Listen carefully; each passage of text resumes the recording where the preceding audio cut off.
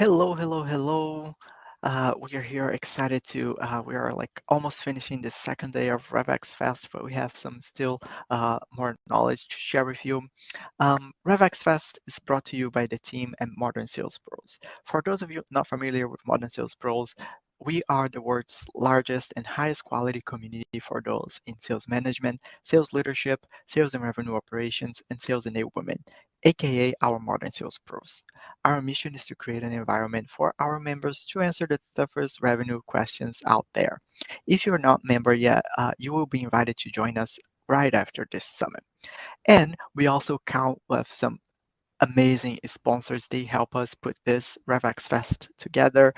All this schedule that you see here, all those panels are sponsored by those innovative companies. So to learn more about them, you can click on the sponsors tab at the top of this event page. And while you're there, you can also check our jam-packed agenda by visiting the agenda tab at the top of the event page.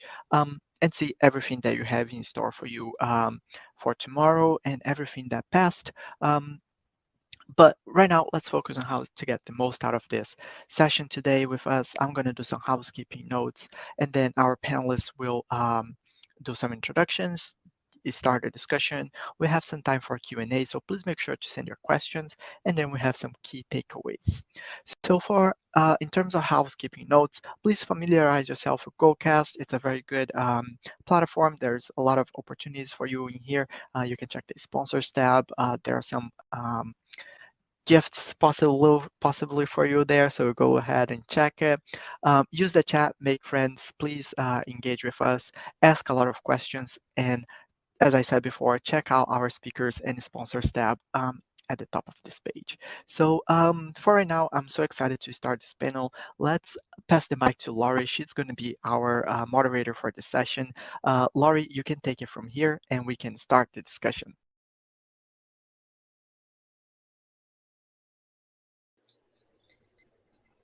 Thank you. It's great to be here. We have an amazing panel that I'm so excited to be moderator for. And let's start off with introductions, and then we'll dive into learning a little bit about background of each of our panelists. So start off with Tammy. Would you introduce yourself? Sure. Hi, I'm Tammy Sexton. I'm Chief Revenue Officer at Skyflow. Wonderful. And Deanie? Hi, everybody. I'm Deanie Mehta. Ooh, internet issues at the wrong time. Hi, everyone. I'm Deanie Mehta. I'm the CRO at Lattice. Very excited to be here. Talk about our playbooks. Yeah, thank you. And Amy? Hi, I'm Amy Pisano. I'm the Chief Revenue Officer at Hired. Excited to be here. So I have a lot of questions because I've not been a chief revenue officer before. I've been in a lot of different sales roles and some sales leader roles. I think the audience will want to understand what exactly a CRO is. But before we define it, I'd love to hear a little bit about each of your journeys into this role. So anyone want to go first? Should I just pick Deanie, maybe? I can go next. I can go first. Okay. Yeah, I have had a pretty non-traditional path to sales. Never in a million years I thought I would be a CRO. I wasn't one of those kids with the lemonade stand at 7 years old selling something and saying, this is going to be my future. I actually grew up in India, born and raised there. And I moved, my folks sent me out to the US for college, and they were hoping I'd become a doctor or an engineer. Too bad for them. That wasn't in the cards. And so eventually found my way into tech, into Silicon Valley, and I fought sales for the first few years of my career, where I just had this negative impression of what it meant to be in sales. And so I did almost every other role. Amy and I actually worked together at a company called Yumi when I was testing the waters with business development. And eventually I realized I love everything about sales. It's subjective, it's data-driven, you can earn your upside, you can earn your autonomy. And so jumped in and fell in love with the idea of earning an acceleration of your career, of your life goals. And, I tell people all the time, I found my American dream in sales.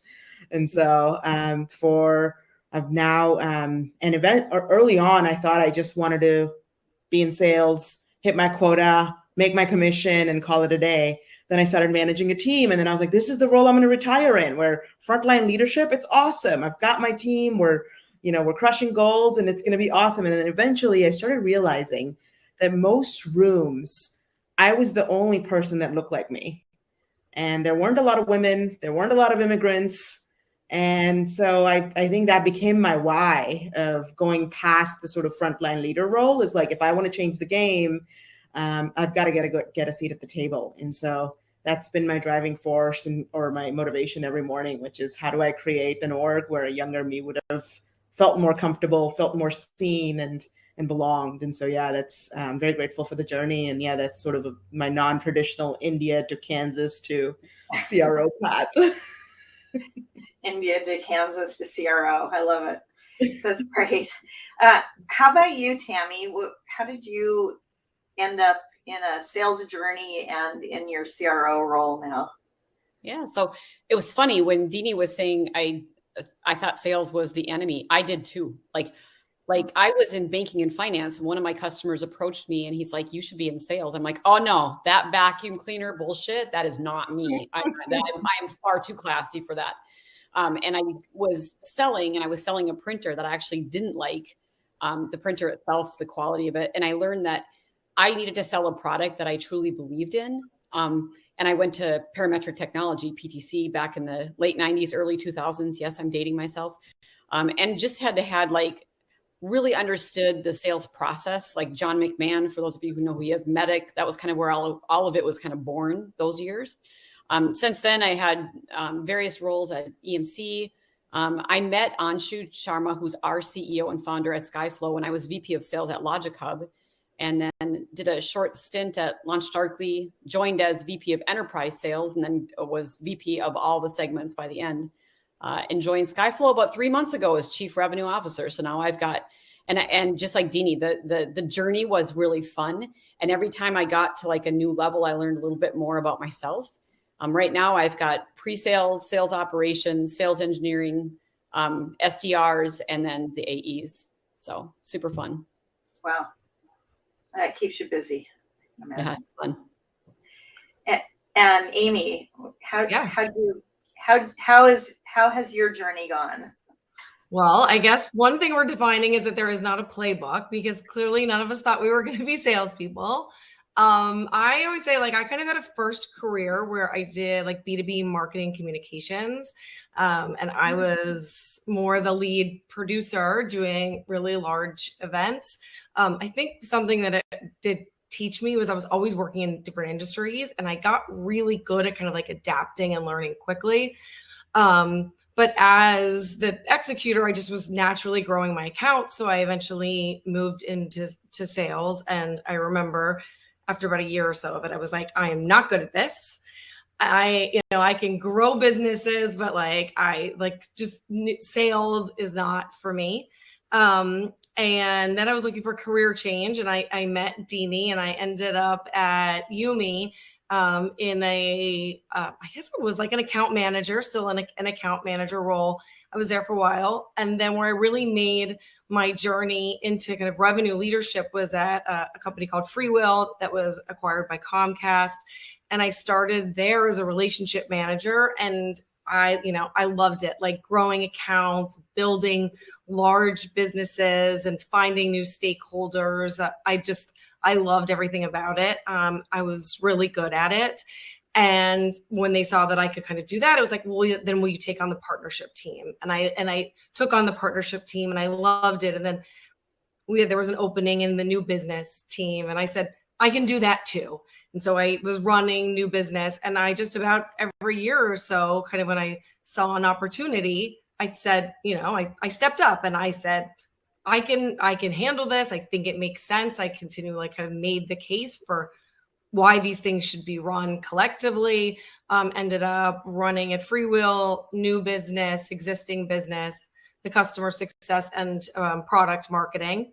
So I was there for about 8 years. And when I left, I think the big insight for me was I didn't want to leave and be an ad tech executive. I wanted to be like a sales leader, and I knew that I needed to kind of move to a different industry in order to be that, or I was going to get stuck, because like ad tech, people get stuck. I left. I was the chief revenue officer at a property technology company that was acquired pretty quickly afterwards. And then I left there. After the acquisition, I was a VP of sales. We can talk about later how I think of the difference between the two. And then about 2 years ago, came over to Hired, and have been the CRO there. Which is an HR tech. So I have really shown that I can kind of, step in various industries and still deliver value and lead the team. Yeah, that's interesting. And it does lead to the question that I think some people will have, not everyone, but what is the difference between being a VP of sales and being a chief revenue officer? Why don't you start and give us your take, Amy? Yeah, so I think the biggest difference is that there's such a balance as the CRO, right? Like everything you have to balance short and long term. You're having to think about, okay, if like I'm asking product to invest over here, I'm going to lose it, on another area. I think another challenge is really being able to stay close to what is the customer challenge? What are we solving for? How do we grow the business when you sometimes are so far removed from the front line, which I think is one of the biggest challenges and has been made harder in remote because I'm not going to as many meetings. So it's really about empowering leaders and kind of managing revenue as like a portfolio. Whereas a VP of sales, you can be like, we got to hit this number. We got to hit it hard, run with everything that you can. Yeah, I so agree with that. I think there is, I'll just add to that. In my mind, the CRO is like the single point of accountability for all things growth and revenue. Like regardless of the scope or like your formal purview, my role is to make sure we're scaling and hitting the plan this year. And hopefully, once I've got my team of leaders, they're doing the heavy lifting on making sure we're on plan. But how do we make sure we're sort of seeding the right bets for future growth? Because that's the sort of also time element of like, I'm thinking my time horizon is 6 to 12 months out. And what are the moves we need to make today to make sure that 12 months out, we don't hit sort of hit a pause in our growth trajectory, versus the VP is also thinking about that, but more so the next 3 to 6 months. How do I make sure I have the right capacity, making sure we've got the right sales process and enforcement in the field? And so I think it's the sort of ownership and, like Amy said, the balancing act of making sure you're thinking long term and driving the alignment across the company around your growth strategy. Yep, I would agree as well. To me, the difference is the VP of sales just has sales. So like their goal is, what is this quarter's revenue and how much pipeline are we driving for next quarter? Where the chief revenue officer is different to me. It's like everything from how the SDRs, what's their conversion rate? How do we make the conversion from discovery call to demo higher? How do we make the conversion from demo to POC? How do we increase our POC win rates? How do we make sure that the customers are implementing? So when it comes to renewal, we've got that renewal revenue that we can rely on. So to me, revenue is literally everything customer touching. I can't imagine doing anything else anymore with my life, but being in this kind of a role. I love it. That's exciting. There's a lot of context switching as a CRO. Say a little more about that. You have to be very good with, as Tammy said, you might be on a call, like digging into the conversion metrics and questioning your SDR leader or sales leader, what's happening, why, and then you need to be able to get off that phone call or Zoom and have another conversation about, okay, what should we be building and why, 18 months out, and like, what is the customer insight and how would we bring that to market? And then, 5 minutes later, you're on a, discussing comp plans and how, like all the ripple down effects of that. Like there are every hour of your day, could be totally different. Yeah. It's about building a strong, predictable revenue machine that keeps producing. And you're 100% right. You're looking out a quarter, 2 quarters. You're looking out. I just finished my plan for next year, which of course changes. Every time we close a fiscal quarter, you tweak it a little bit, but for the most part, it's there. And does enablement report to all of you? My org, yes. Yeah. Yes. Yeah. That's great. I actually can't imagine enablement not reporting into the CRO, because it's so. I pride myself on hiring people who are coachable. I would rather almost hire like a C player that is really coachable, like a person who's kind of up and coming and is like, put me in, coach, but someone who can take direction, than hire like a B+ player that wants to be on their own, that can't be coached. And to me, enablement is key to that. Like it's so true.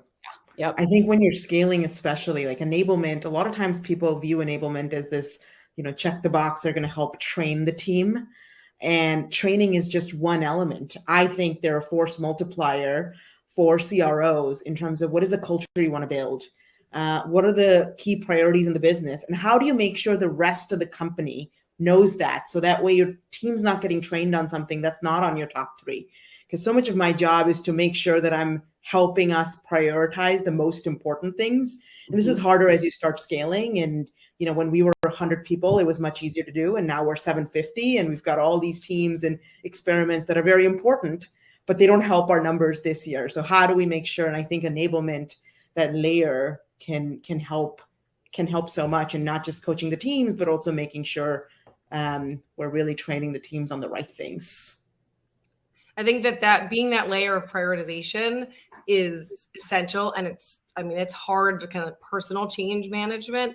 But right now, and especially for us, like the market has shifted a little, and everybody gets in this like go, go, go mode, and they see an idea or a project or a tactic, and they want to run after it. And it's our job to say, do you think that's going to move the needle? How much is that going to move the needle? Is it going to move the needle more than these 5 other things? And like, how many resources is that going to take up? So we have to really question our team to make sure we're doing the most important things. So speaking of moving the needle, I'm curious to know, what kind of metrics do you track, or what are the most important things that are on your dashboards? Anybody can go first. The normal, obviously there's, revenue, but you really have to look. In my opinion, if you want to be effective, you've got to look a couple layers back from revenue. So pipeline, right? Obviously that's a big one, but then discovery call conversion, but then lead conversion to discovery call. And then what kind of lead quality are we getting from marketing? We just kicked off, we get thousands of leads a month, and we're just a startup. So it's kind of unusual. But some of the leads that we're getting they're interns, they're people that are not really candidates for sales. And so we've started, doing projects where we're grading those leads so we can give more feedback to marketing, looking at the different sources of where these leads are coming from, and how can we get more leads that look like these companies, these large, Fortune 50 companies, and less leads that look like, interns from a school that are fishing from information. So I think it's across the board, and you just keep peeling back. So the metrics from a sales perspective, obviously, all the conversions from each stage, looking at deal health. There's so many. And then the SE is completely different. So, what SE is most effective on a demo, how many of them convert to POV, how many of that SE's POV converts to win, close one. I know those are just a couple for me. And then BDRs, obviously, that's a different dashboard. Yeah. Dashboards on dashboards. I'm typically a huge fan of just what are the 3 things or 3 metrics.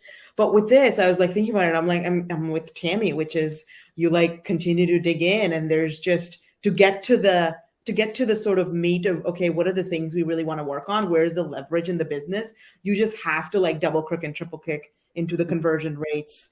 But at the highest level, right, on the daily pacing, I wake up and I want to see how are we pacing for the month? How much have we booked in terms of our goal? And what is the pipeline coverage? So that's my daily, first thing in the morning after coffee is what I do.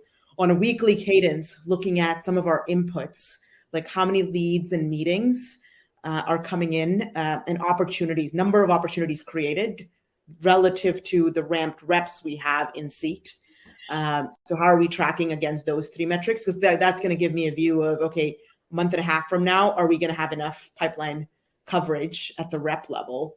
And one of my biggest learnings has been, we used to track things on a total quota capacity. Like you've got 10 reps, each rep has 100K of quota, total quota capacity against attainment. And now, the focus is on a monthly cadence, what percentage of the reps are actually over 100%? Because at the end of the day, that's what really matters, is making sure you have at least 70% of your teams hitting 100%. If not, you've got, red alarm bells got to go off in marketing and other pockets and sales dev to how do we sort of have enough demand to get to those numbers. But yeah, it's sort of every org has its unique KPIs, and how we dig into it.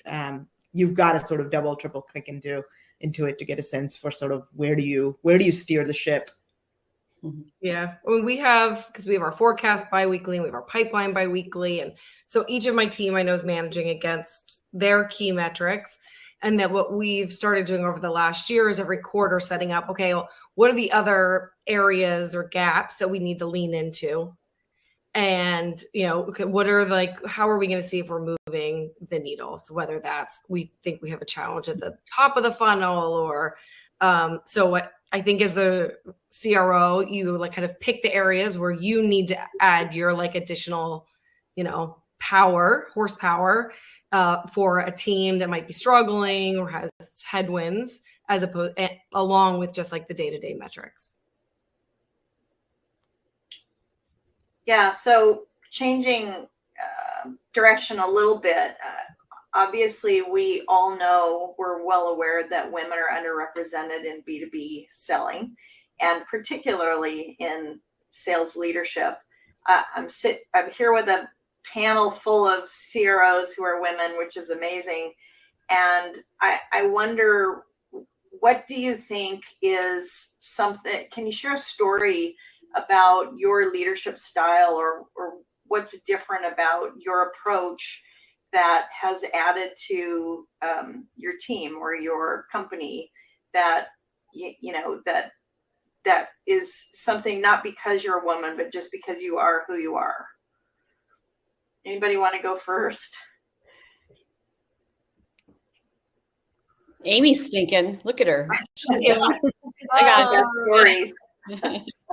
I'm very fortunate. My leadership team is 50-50. We used to have more women than men, but I think we're even again. I once had a recruiter tell me that they'd never had as many women apply for a sales leadership role as it did when I was a CRO. So I think by putting, by getting out there, we are empowering people. They know that they're going to an organization where they can succeed. They can be successful. I think what's different about my leadership is, first and foremost, what I'm the proudest of is growing great leaders. I love it. I love coming in for more junior leaders. You can just see that DNA in people who want to be pushed and questioned. And sometimes I joke, I'm the chief question officer, because I just asking him, I'm like, are you sure? Did you think about who else was going to? And sometimes I know it sounds super obnoxious, but that, and especially in a remote world, they can't see me operate as much. So I am constantly layering in that critical thinking and why and how and what if, and is probably how I think about just growing the next kind of level of leaders. Seems so simple. Just ask questions. I love it.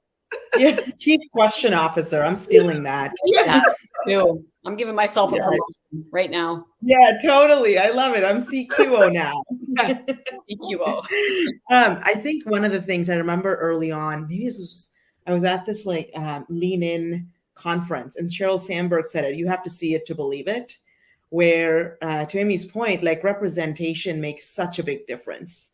Just seeing that there is a CRO, and yeah, they come in all shapes and sizes, even though I wish there were more of us. It makes the biggest difference. And early on, being an immigrant, I sort of learned how to sort of be in this environment. So I would just watch people and be like, all right, I'm going to copy that. And there weren't a lot of people like me. So like I had to learn to shed those layers of, let me just copy the best sales leader that I've seen, because their story is so different than my story. And I have to stand in my truth and be authentic, because that is the only way I'm going to inspire the next set of, leaders that come from different backgrounds and feel like they can be themselves. And so I try my hardest. I remember a manager giving me feedback. I say sick a lot when something good happens. I'm like, sick. And I remember a manager telling me, you won't go anywhere if you keep using that word. And so now I use it all the time. It's like a thing we use at Lattice every time something good happens. So I carry that with me. That's awesome. That's awesome. And I think part of it is just, so from my perspective, I try to make people feel like I'm approachable and real. During my all hands calls and things, I try to make sure I tell stupid stories and call on people, and we do spin the wheel. Like whoever the wheel ends up on has to do like their 1 minute pitch. And then we have contests and we vote people and prizes, and we have poll everywhere at the end to see who is paying attention, because, you always try to do something fun to you. You can engage your audience, but it's my way of making people feel like I'm approachable. And I would help anybody. Like if a BDR at Launch Darkly reached out to me, like this is like a person that was 4 levels beneath me. And it's like, hey, I would love some time on your calendar to learn about you. And I'm like, oh, you know what? Anybody who asks that is going to get it. Maybe I shouldn't say that on a call like this, but but I'm always happy. But I think because I'm a woman, a female in the organization I will give help to anybody who asks it, but I think they feel more comfortable sometimes asking it from a female CRO than maybe what they would if I wasn't female, because they are too. And, anytime you share a characteristic with someone, be it someone you work with or a customer, it lends a different feeling of comfort than if you didn't share characteristics with someone. The more like people you are. So like I have I've got 3, 4 females in my org right now. And I only started 3 months ago. And when I started, there were 0. So I've hired more females into my org than males, but there's a lot of people to be hired. So yeah, that's a stat that we've seen, that women leaders have more women in their org. So, I love what you've all shared so far. In fact, Deanie, I use see it, be it, hashtag see it, be it on LinkedIn quite often. A sales leader shared that once, and I've stolen it and used it quite a bit. And it's so true that we want to have our sales teams reflect who our buyers look like and who our buyers are. And that hasn't been still in many organizations. And I was surprised being on the road at Inbound and Dreamforce and elsewhere this past month. I was really shocked at the stories that I still hear from women who are in sales organizations that have had really tough issues because of who they are. And so I think one of the things, if we switch to talk a little more about working remotely, one of the benefits I see of remote work is that you don't have to be a road warrior anymore. So that I think there will be more women in leadership because of that. And I think we have seen some moves for more women in leadership. You don't need to travel 4 days a week or 5 days a week. And that's a great thing. But there's also, there's some things that are tougher about virtual, right? Amy, I think you were mentioning a little bit about some issues that you deal with being remote. Why don't you start that, and we'll see if we can come up with some great ideas for everybody. Yeah. I just think about how I learned, and I learned, sitting in a conference room and watching people kind of scrap it out and like really dig into the issue, and like whiteboards and Post-its. And in the beginning, you weren't the person up there, like making the decisions and facilitating, but it's a really important skill. And I just think that there's a lot that we all probably learned from observing, and from being in the room, and like, how do you navigate a situation? And it's something I spend a lot of time thinking about, is like, how do I, develop these future leaders without being able to, for them to observe me, or for me to ask my millions of questions in the room and like watch them walk it through. And did you think about this? And well, what about that? And so I think it's something we just have to be very cognizant of, that it's great. I love working remote, but I do worry about this, generation that's kind of coming up from like the IC and is looking to make that leap into frontline managers, or even more, that leap from frontline managers to directors, that really requires you to move beyond like execution and I'm a machine, to more like, why are we doing this and how does it fit overall? So I mean, I think that we're all in the beginnings of figuring out a lot of the solutions to these things. Deanie, what do you think? Yeah, remote work. I've done a full 180. People make fun of me at work because when we first went remote, I was carrying the office flag, which is, we got to get back in the office. You can't build culture. Like, that is the thing that we need to do. Get back into the office. And then 16 months in, I remember someone on my team saying, what are you doing? Like, we've literally crushed every goal, and here we are doing a great job remotely. Why get back in the office? And they were right, where it's like, yeah, it's time to think about how we reinvent the magic of in-person through this hybrid remote work versus hold on to this idea of how it was. And so, yeah, it's, and I agree with Amy, it is a journey. And I think we're early in that journey. I don't think it's one or the other. I think there's so much flexibility you get. You can, there's so much goodness around diversity that comes from opening up your hiring pipelines to remote work. And so there's so much good, and we're still trying to figure out what is the best way. One of the challenges that we've seen is we've gone from 150 to 700 people in a 16-month period. And so we've just hired so many people, and it is sort of, how do you make sure that people get the cultural context, people get our values? And so we've invested a ton in our onboarding and L&D program, and making sure that these folks feel supported and sort of can feel the organization's energy, even if they're not walking into an office. But there's a lot more for us to figure out, for sure. Yeah, from my perspective, I've worked from home my whole life. I worked from home in 2007 or 8. So I'm kind of used to this.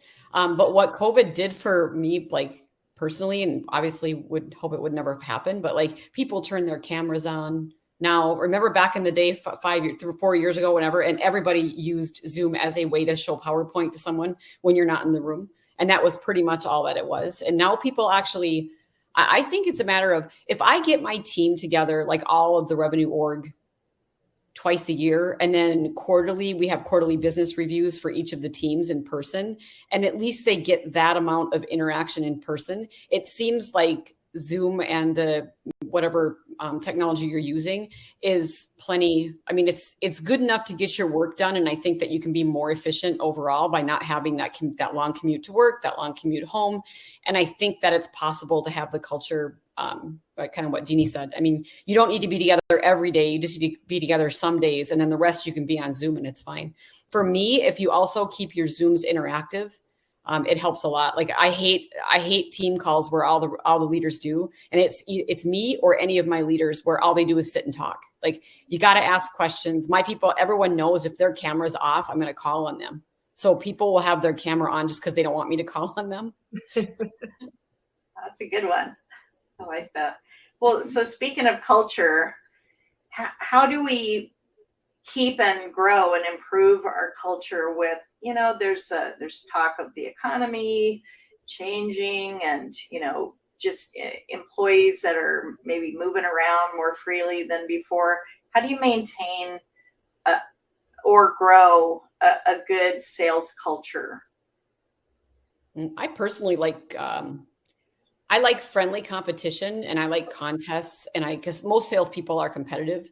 Most SAs are SEs. We call them SAs at Skyflow.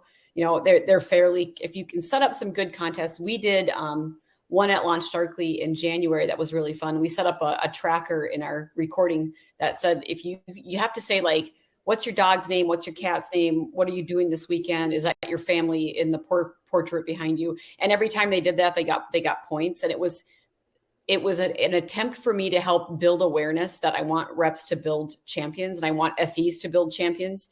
And it was amazing. And if you got more than 10 flags, you got flowers delivered to anybody you wanted on Valentine's Day.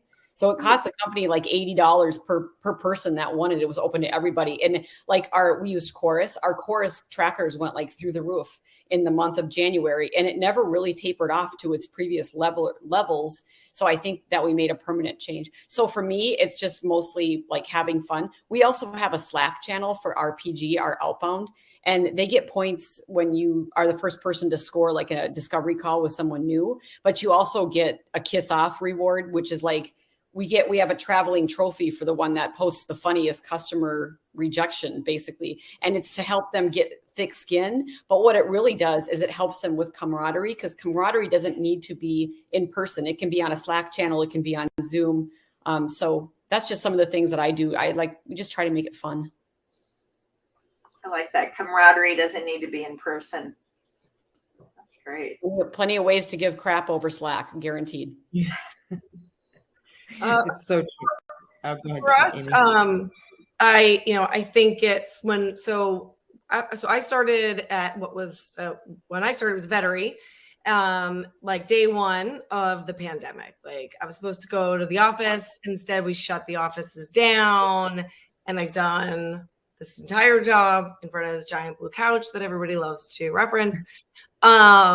So, I mean, it was a crazy time. And then, we let go a number of people, and then we went through a merger with Hired, completely changed our leadership. And when I had that first conversation with the teams, like bringing these two teams together, I think like one of the main thing I said to everyone is like, as we go through this, the most important thing is to always assume positive intent.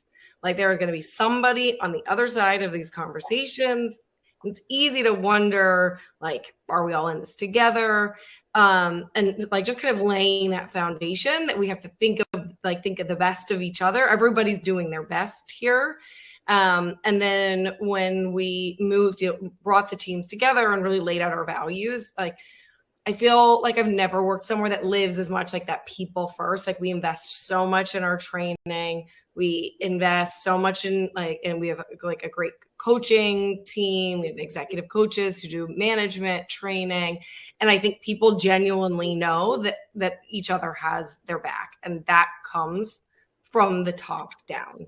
Like they know I treat all of my managers with respect, genuinely care about them. And we have a no asshole policy, right? Like, and everybody knows that.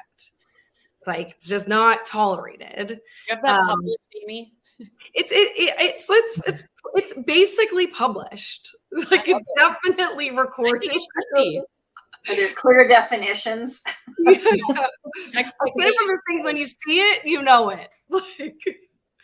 And so I think that just that value of each other is what holds our culture together. I mean, we've started getting the team together. We did one offsite. We're starting to like build out that cadence, but it was really spectacular to see. I've been through a lot of acquisitions, more than I, care to really think about. And to bring these two companies together that had started as kind of like sworn enemies in the middle of a pandemic, and bring them together and come out so much stronger with such a strong culture is probably what I'm just so proud of. That's great. And do you have a formal mentorship program or anything like that, Amy? We have, we use a company called Savia for our executive coaching, and they have peer partners that as they go through the manager training that, they work with and then kind of continue to work through, like, here's the different things that I learned. But we don't have like a clear mentorship program. There's just not enough really senior senior leaders, I think that would even be like scalable right now. How about you? How about you, Deanie? Yeah, I think this is a topic that I like deeply care about. It's like sales culture. I think it's overdue for a revamp. I think so many sales cultures are built on a fear-based scarcity approach versus, and I remember before coming to Lattice, I didn't think you could have a caring, collaborative culture that also wins, because I love winning. I don't want to sacrifice winning, but I also love rooting for my teammates. And so we sort of try to, and we talk about Lattice all the time, given what we represent in market, we have to be the case study of what meaningful work feels like. That's our mission, make work meaningful. And so we think about meaningful work as growth, community, and purpose. And typically, folks think about sales folks as, oh, you don't need, salespeople don't care about that. They're commission driven, they're coin operated. And that's just not true. Everyone, even quota carrying, competitive salespeople care about those things, growth, community, and purpose. And so how do you design an environment where you get those things? And so, yeah, it is some of the things that Tammy and Amy touched on, which is career paths and operationalizing when managers are having growth conversations and the types of growth conversations you're having. Because a lot of times, I remember when we used to have performance reviews back in the day, and when I was an IC, I was like, this is so useless. Like, why are we doing this? I have my quota. I know how I'm doing against goal. And so I think you have to like break it into like, what are your life goals? Like, what are your career role competencies? And then how does this help you in your day-to-day starting next week? And like, if you have those 3 levels of conversation and make sure every employee is getting that same experience, not based on the manager and, their sort of what they choose to do, you can start to really create that foundation. And we really lean on our tenured employees, because I think folks that have, even if you're not a manager, if you've been with the company for a while, you're a leader on the team, like you don't need to be a manager to be a leader. And so we lean on them for a lot of the mentorship and growth convos, and connecting people through like a buddy program is what we have in place today. Right.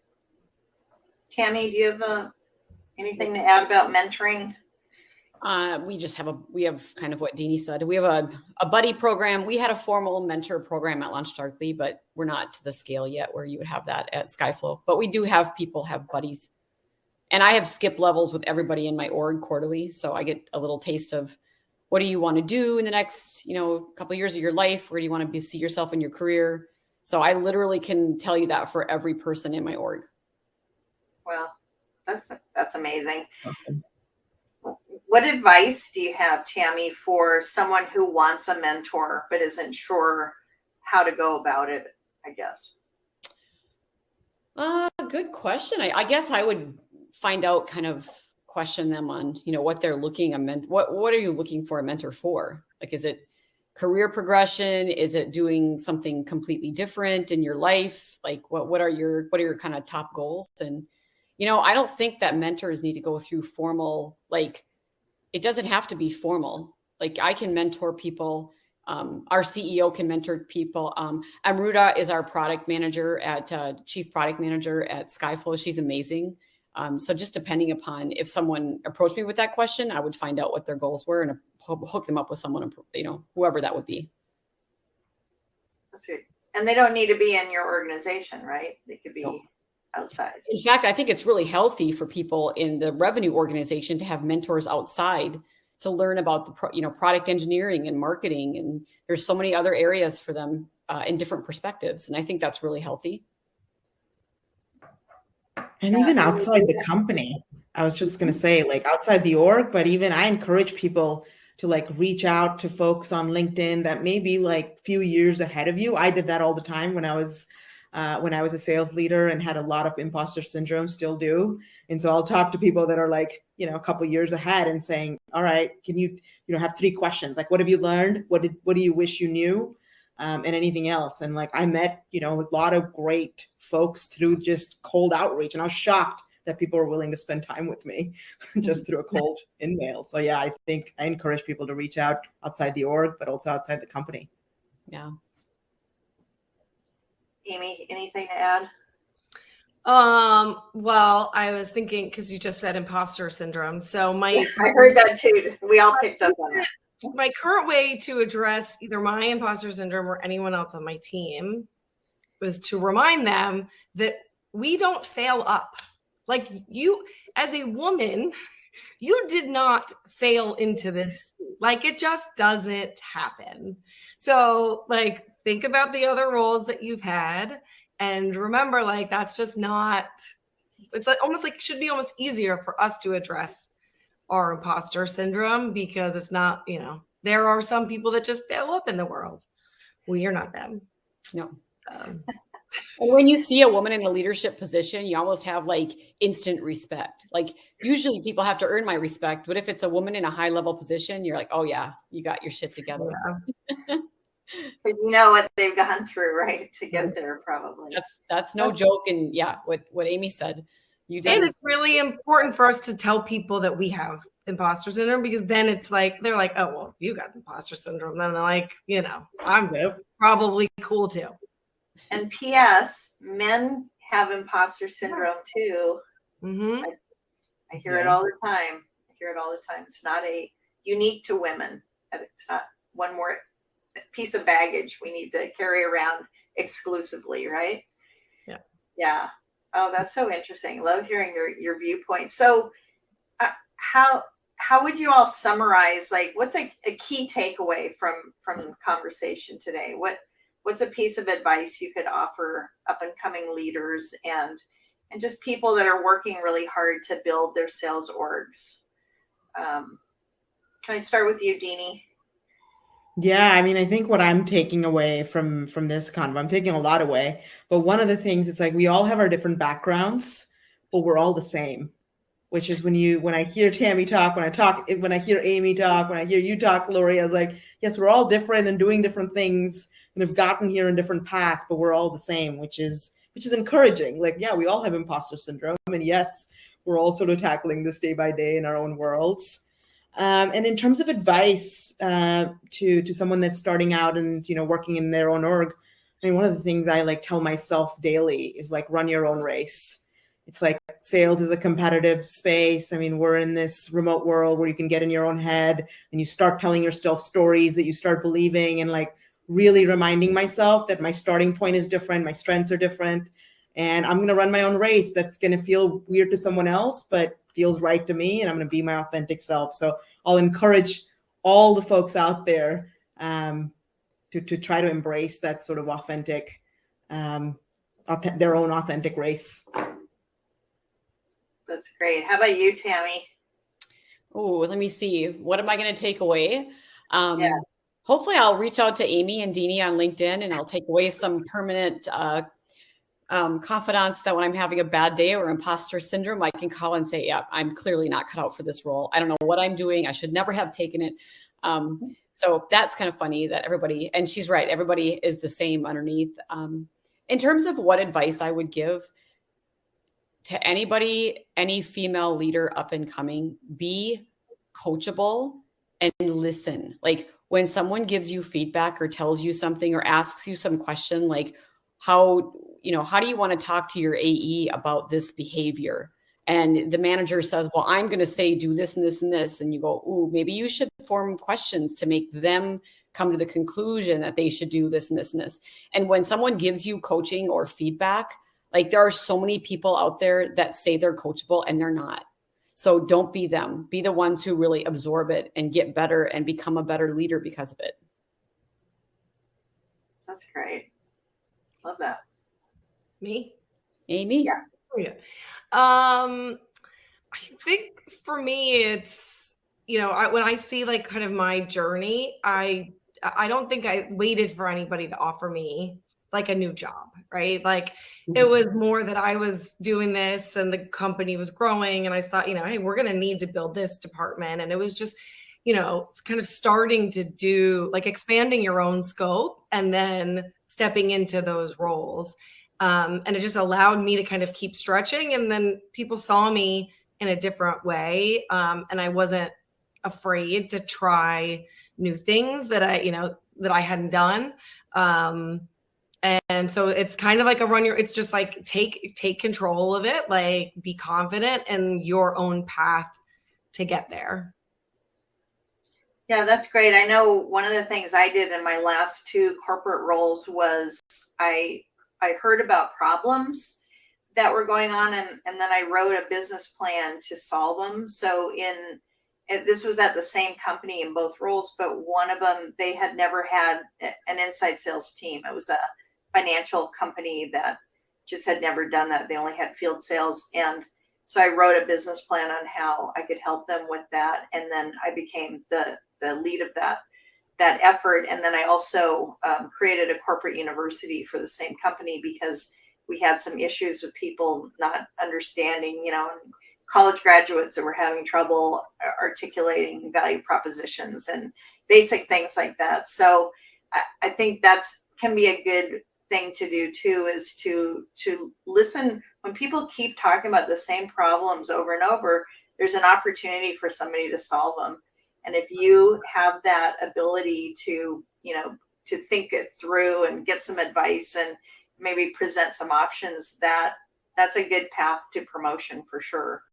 And be confident, like all of the women on this call today. You all, I know I hear from women in sales who will say, there would be someone in the audience saying, how did you gain your confidence? And I guess that would be a quick question I have for each of you. We do have a few minutes left. How did you feel confident enough to say, I'd like that CRO position? I can handle this. I can oversee all the revenue responsibility in the company. I'm going to start with Deanie. Oh man, I think it depends on the day. I was trying to think, like, how do I get my confidence? And I think and there's days where I'm not confident, comes imposter syndrome knocking in. But if I look back, I think I've always had a group of people that have been my champions and have reminded me of how awesome I am, and having that tribe. And I lean on them when I'm sort of feeling underconfident. They're like, no, you can do it. Just go do it. And like how much confidence that gives me. So it's, it's family, it's friends, it's people I've worked with in the past. I get a lot of my strength from that group. That's great. Tammy, Yeah. what about you? It's funny you should bring. I have a friend I used to work with at EMC. Her name is Susan McAlexander Peterson. Hopefully she sees this. And when I left EMC, we both joked that when we retire, we're going to write a book, and the name of the book is going to be "Don't Let the Boys Tell You You're Stupid." And it's because I felt like when I was in like my 20s and 30s, somebody would say like, the sky is green, and you look at it and you're like, no, I'm pretty sure it's blue, but you wouldn't say anything because they must know more than me, because they just must. And then you learn that, it was blue. And then you get in your 30s and 40s and they go, the sky is green. And you go, and they're like, yeah. And I'm like, I think it might be blue. And then they go, no, it's not. And you go, oh, okay, it must be blue, or it must be green, because that's what they say. And then as you get older, you're like, you know what? I got this.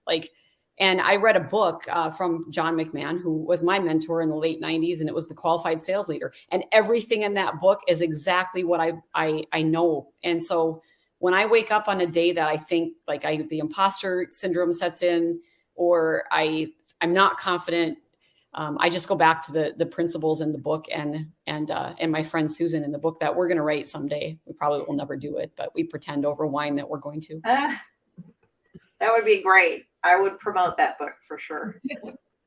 How about you, Amy? I think about where I got my confidence, because I was a pretty confident kid, and I have an 11-year-old daughter. And so I think like, why, why was I confident? Or like, what was it that enabled me to be this way?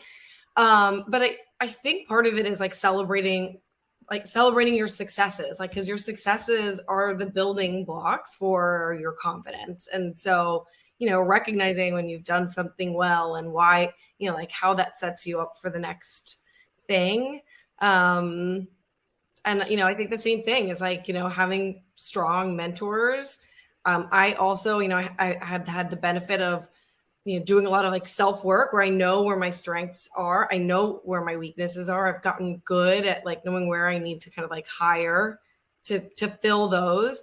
And I think maybe one difference that sometimes I think between men and women is, I am okay, even in an interview or in a conversation, being like, okay, I'm going to take this job, but I need this, VP of operations. For me to be good at this job, because I really like to be like, I'm like giving you like, what we could do this. I need someone who's like constantly checking my hypothesis, like validating my work. And I'm like pretty confident in knowing where those gaps are and knowing that like that's like what I need to be successful. And I think that maybe being able to surround myself with like the people that I need and respect helps me to know that like I can do it. Is your daughter confident, Amy? She is. She is. That's fantastic. I just entered middle school, so like I'm just like want to make sure we That's stay awesome. there. Good role model. Good for you. Yeah, and making those successes, every success makes you stronger, right? Everything that doesn't fail, it's not a fail. And fails we learn from as well. So failures make you stronger. Yeah. Right. So That it's not the end of the world is a big confidence, like knowing that you can make a mistake and like fix it and move on and then have a success is And I say track your successes, put them somewhere because we forget too easily about something we were successful at. So I tell women in sales role, especially individual contributors, write it down, and leaders too, keep track of what you were successful at. Because do you know what you did last month? I mean, I barely know what I did earlier this week. So thank you all. I think we could talk for another hour, but we'll leave everyone. And I would encourage people to follow you on LinkedIn. I noticed that you all do comment on LinkedIn, and that's fantastic. Please keep doing that. We love following you all, and continued success. And we'll look for more women CROs and more women that are accomplishing things in leadership in our lovely profession of B2B sales. Thanks. Hey there. Wow, this panel was amazing, amazing, amazing. I took so many notes. Thank you so much for sharing your knowledge and for your time, and thank you for being here with us today at RevEx Fest. We have one more session today, and then we're going to close the second day of RevEx Fest. And the next panel will be Transparency Leadership, 21st Century Sales Leadership with Todd Caponi. I can't wait to hear from Todd and P. It's going to be an amazing panel, so make sure to stick around, and I will see you in the next panel. See you later.